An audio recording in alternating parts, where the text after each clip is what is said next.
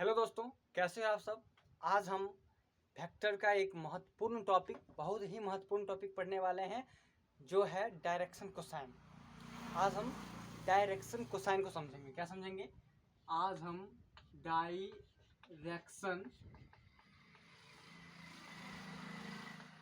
Cosine को समझेंगे। Vector का बहुत ही महत्वपूर्ण टॉपिक है ये, डायरेक्शन कोसाइन। आज हम इसी डायरेक्शन कोसाइन को समझेंगे। पहले ये समझते हैं कि डायरेक्शन कोसाइन होता क्या है, मतलब इसको शब्द से थोड़ा पकड़ते हैं, ठीक है।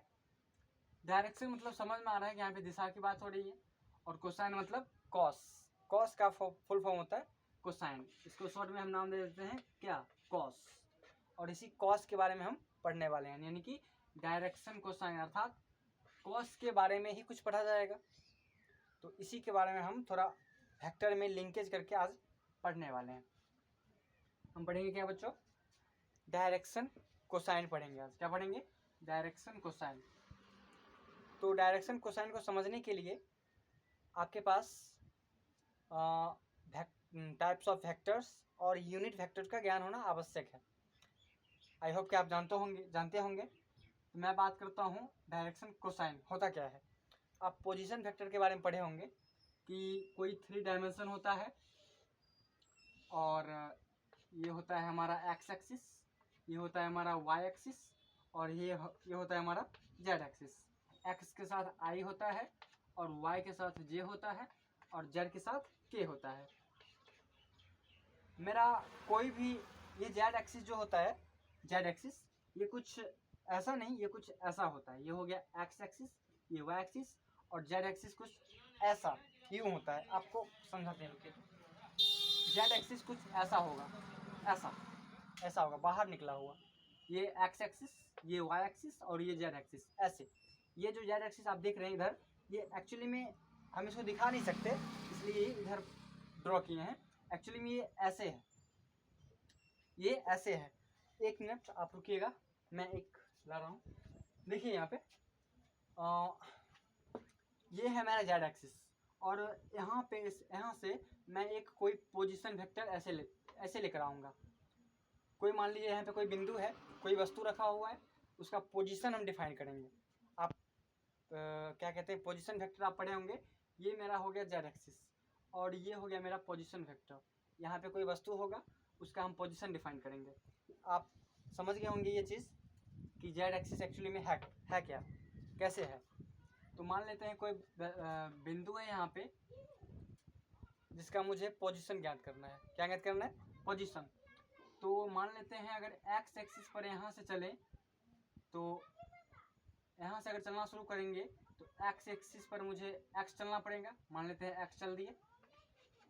वाई एक्सिस पे मुझे चलना पड़ेगा, वाई चलना पड़ेगा, और जेड एक्सिस पे जेड चलना पड़ेगा। मान लीजिए कोई वस्तु यहाँ पे है, तो मुझे कुछ एक्स एक्सिस से भी चलना पड़ेगा, वाई एक्सिस से भी चलना पड़ेगा, और जेड एक्सिस पर भी कुछ दूरी तय करना पड़ेगा, तब जाके हम इस पॉइंट पे पहुँच पाएंगे। यहाँ पे मेरा मान लेते हैं ये बिंदु जो कुछ वस्तु रखा हुआ है वो कुछ यहाँ पे है ना।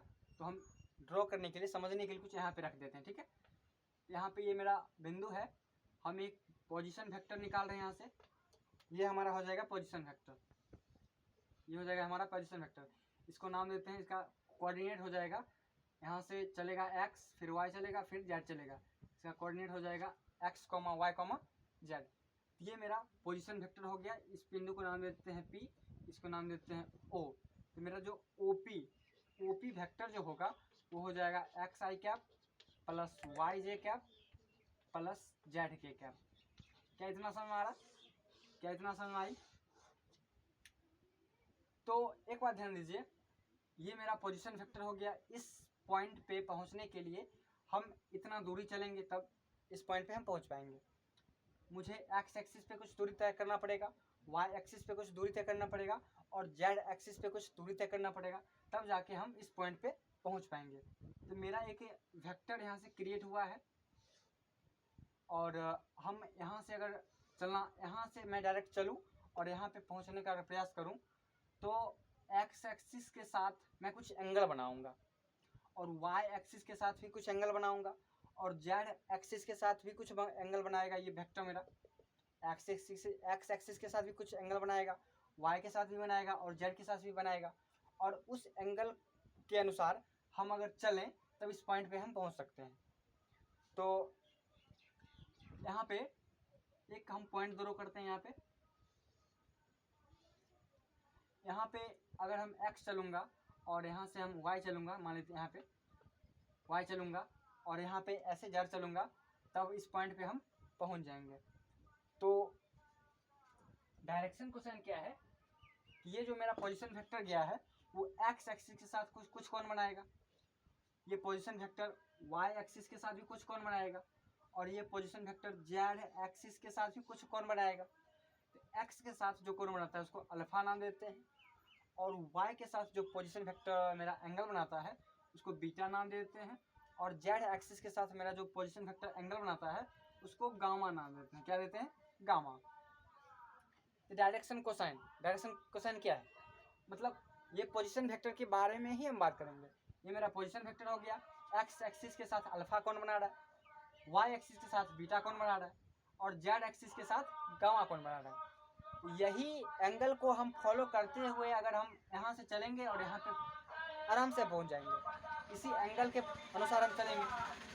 तो ये मेरा जो पोजीशन वेक्टर है x के साथ अल्फा, y के साथ बीटा और z के साथ गामा एंगल बना रहा है। तो डायरेक्शन कोसाइन क्या कहता है कि आप कॉस ले लो। क्या ले लो? कॉस। हम यहाँ से कॉस की बात करते हैं, यानी कि कॉस अल्फा लेना पड़ेगा एक बार, फिर एक बार कॉस बीटा लेना पड़ेगा, फिर एक बार कॉस गामा लेना पड़ेगा। यहाँ से हम अगर कॉस अल्फा निकालने का प्रयास करें, ये हो गया अल्फा, अल्फा के सामने वाला y, ये हो जाएगा लंब और x हो जाएगा आधार और यहाँ से ये हो जाएगा कर्ण।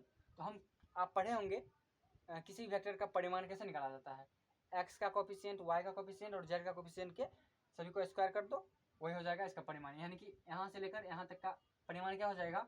रूट अंडर एक्स स्क्वायर, थोड़ा इसको यहाँ पे लिखते हैं, इसका परिमाण क्या हो जाएगा?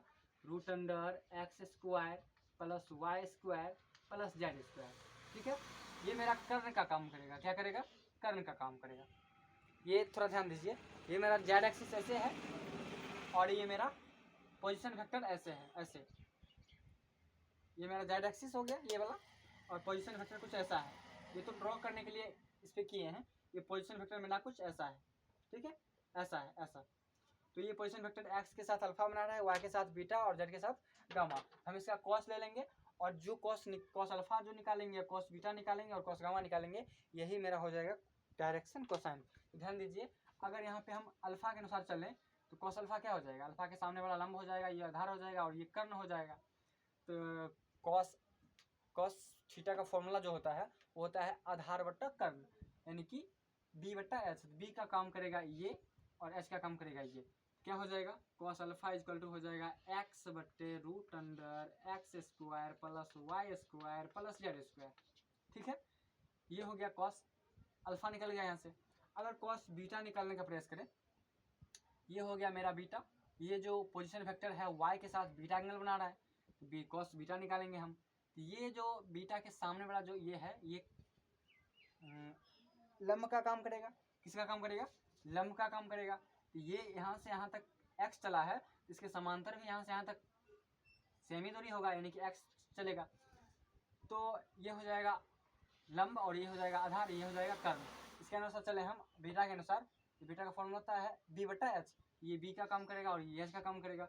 ये हो जाएगा y बट्टे root under x square plus Y square plus Z square. और हम अब गामा की बात करेंगे, कॉस गामा। तो कॉस गामा यहाँ से निकल जाएगा। ये मेरा पोजीशन वेक्टर जो है वो जेड एक्सिस के साथ गामा कोण बना रहा है। क्या कोण बना रहा है? गामा। आप समझने का प्रयास कीजिए, फील करने का थोड़ा प्रयास कीजिए।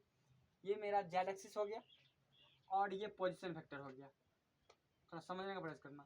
ये पोजीशन वेक्टर हो गया, कलम जो है ये पोजीशन वेक्टर का काम कर रहा है और ये जेड एक्सिस का काम कर रहा है। ये लकड़ी जेड एक्सिस का काम कर रहा है और ये कलम पोजीशन वेक्टर का काम कर रहा है। पोजीशन वेक्टर और जेड एक्सिस के साथ कुछ एंगल बन रहा है, इसी को क्या नाम देते हैं? हम गामा नाम देते हैं। क्या नाम देते हैं वो? गामा। यहाँ पे हम कॉस गामा निकालने का प्रयास करेंगे, तो कॉस गामा निकलेगा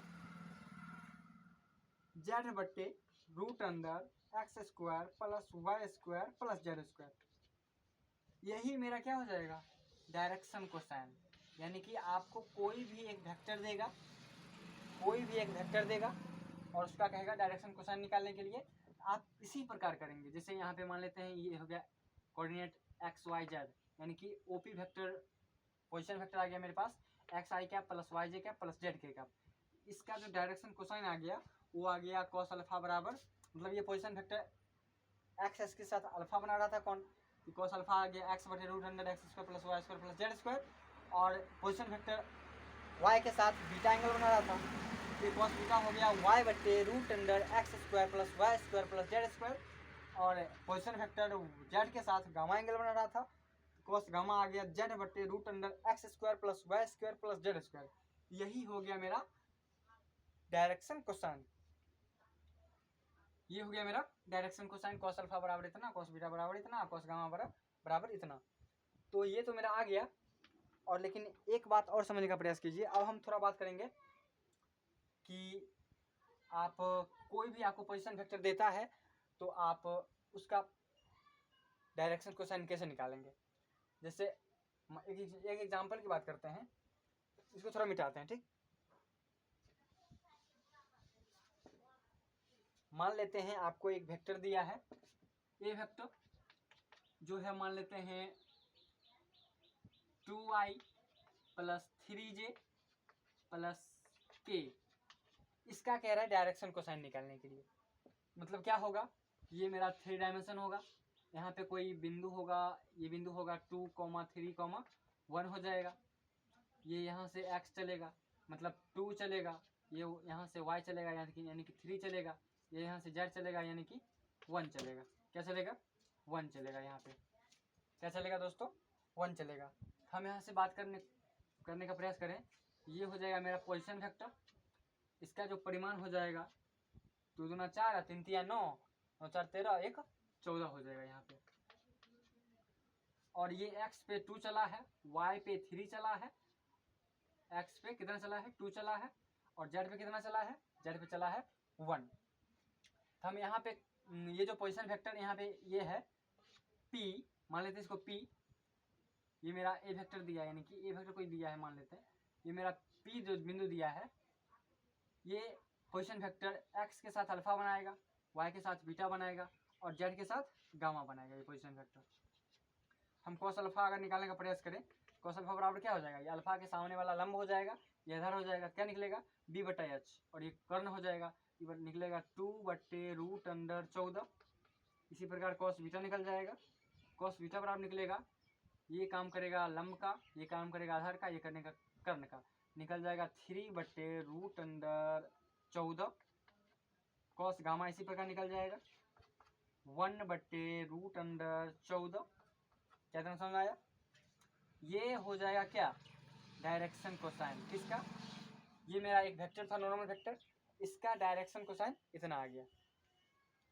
तो ये समझ में आ रहा है मुझे, ये मुझे समझ में आ गया कि डायरेक्शन कोसाइन निकालने के लिए अगर कहेगा तो हम 3 डायमेंशन बनाएंगे और पॉइंट को निरूपित करेंगे और देखेंगे कि कितना चल रहा है, एक्स एक्सिस पर कितना चल रहा है, वाई एक्सिस पर कितना चल रहा है और जेड एक्सिस पे कितना चल रहा है, उसके अनुसार cos alpha cos beta cos gamma निकाल देंगे, वही क्या हो जाएगा मेरा डायरेक्शन कोसाइन हो जाएगा।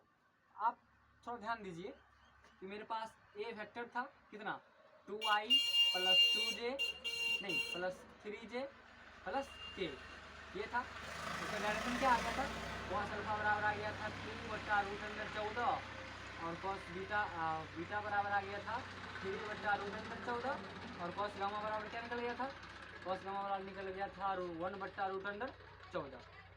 ये मेरा क्या निकल गया था, इस वेक्टर का डायरेक्शन कोसाइन निकल गया था। कॉस अल्फा बराबर 2 बटा रूट अंडर 14, कॉस बीटा बराबर 3 बटा रूट अंडर 14, कॉस गामा बराबर 1 बटा रूट अंडर 14। ये निकल गया क्या था, ये ए वेक्टर का डायरेक्शन कोसाइन निकल गया था। क्या इतना बात समझ में आया?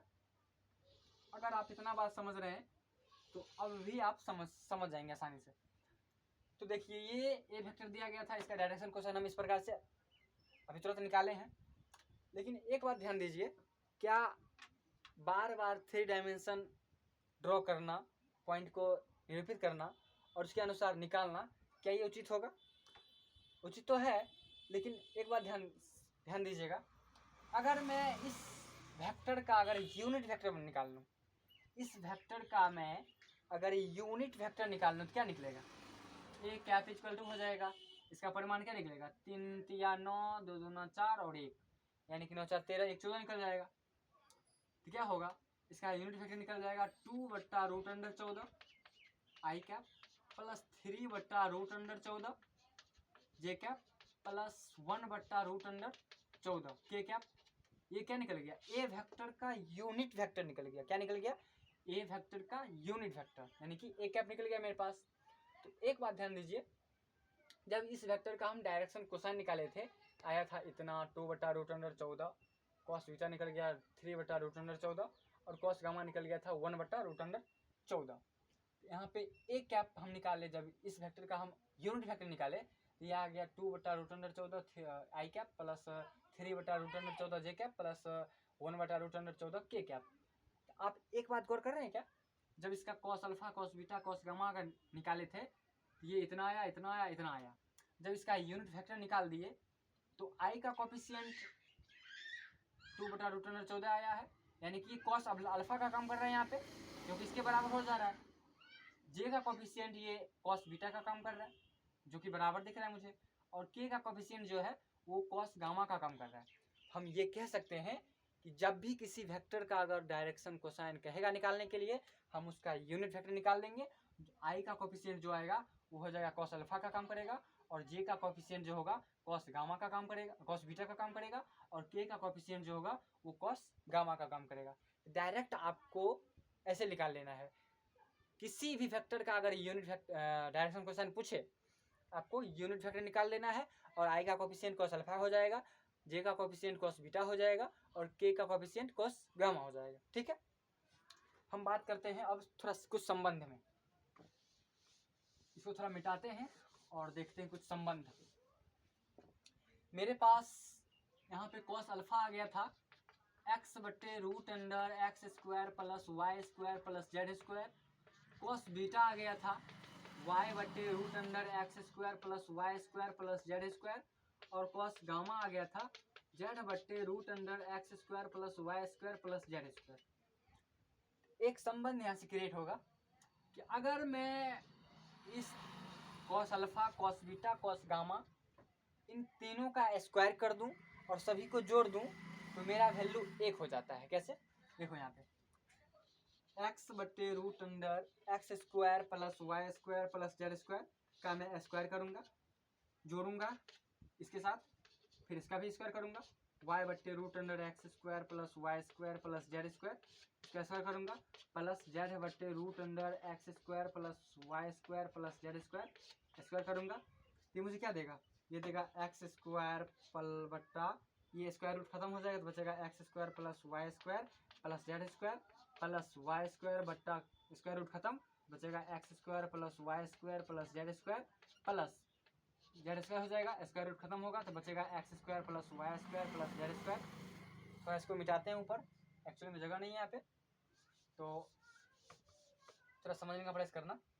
इसको हम जोड़ेंगे, अब ये एलसीएम लेंगे यहाँ पे, तो बचेगा यहाँ पे एलसीएम होगा x² plus y² plus z², यहाँ पे प्लस प्लस ये हो गया x² और y² और z², यहाँ पे हो जाएगा ये पूरा और ये पूरा क्या होगा? खत्म हो जाएगा, तो बराबर कितना कितना आएगा? यहाँ पे 1 आ जाएगा।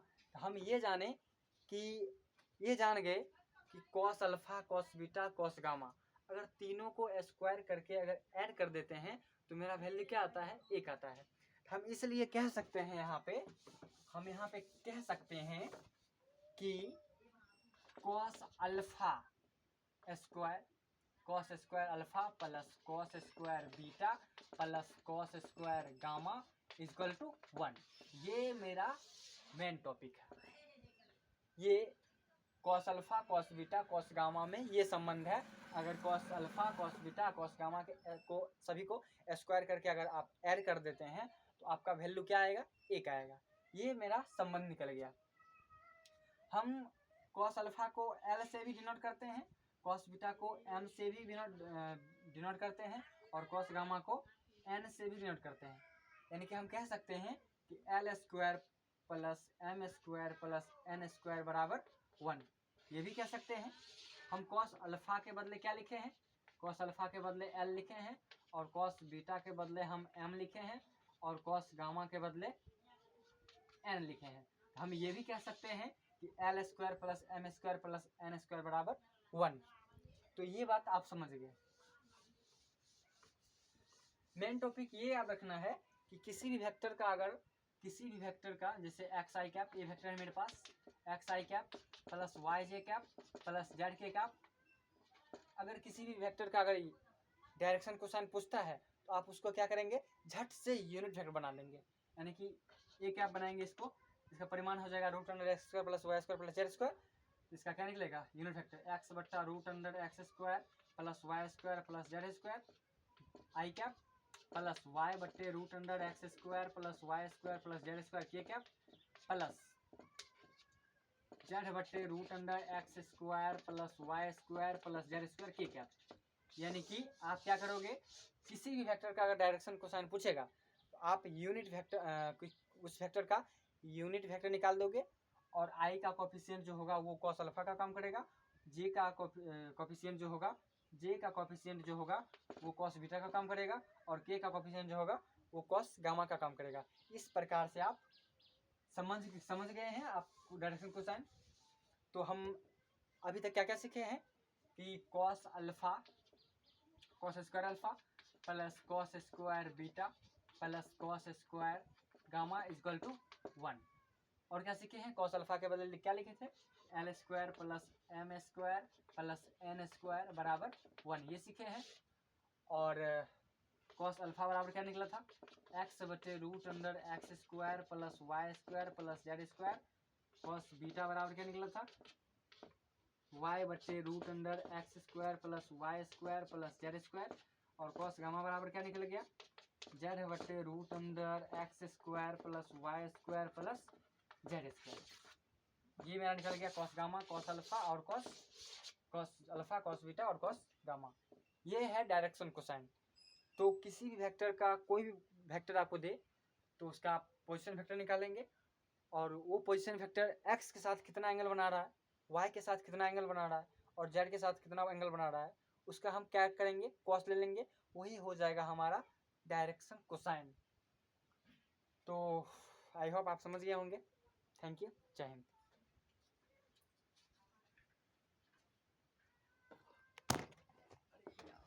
सॉरी।